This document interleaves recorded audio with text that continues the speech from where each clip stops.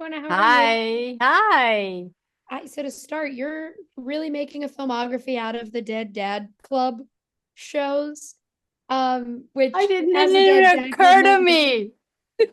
as a member of it, I appreciate it. Oh, as a member of it, I appreciate it.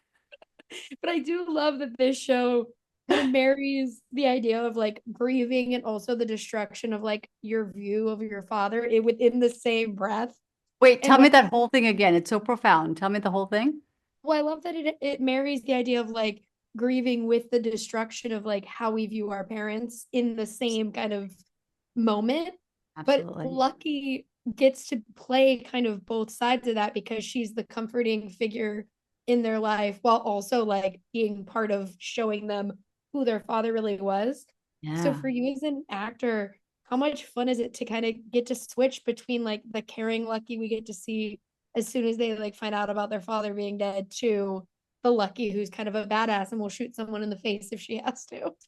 I think the comedy of the show comes from that juxtaposition, right? The Mm. intimate, sweet, whatever, and it's kind of pierced with something violent.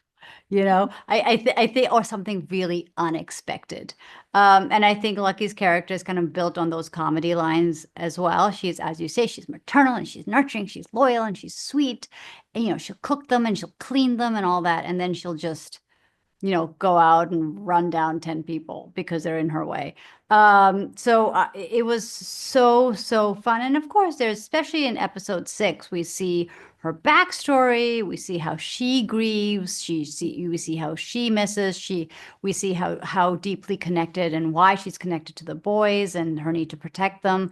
So it's, at the end of the day, Deli Boys is definitely a gangster comedy, but it's a comedy and it's a story about a family trying to stay together despite the odds.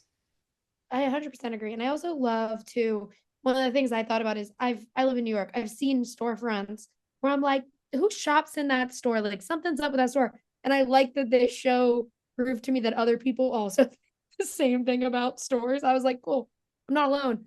But it also is a commentary on the show as a whole because it constantly is subverting our expectations of what we think is going to happen.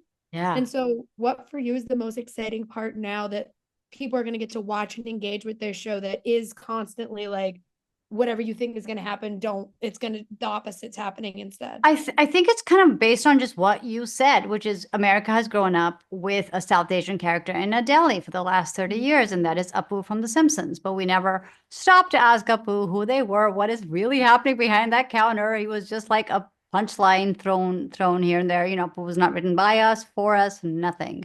It Mm-hmm. was it was just a comedic relief. And you get to subvert that trope now and see what is really be happening behind the counter. And I think, moving from punchline to plot line, I think that is an unbelievable subversion of popular culture. Yeah, I absolutely love this show. I want so many seasons of it. I think Deli Boys is so good. And so thank you so much for talking with me today. I Thank you. appreciate it. Thank you. Really smart questions. Thank you.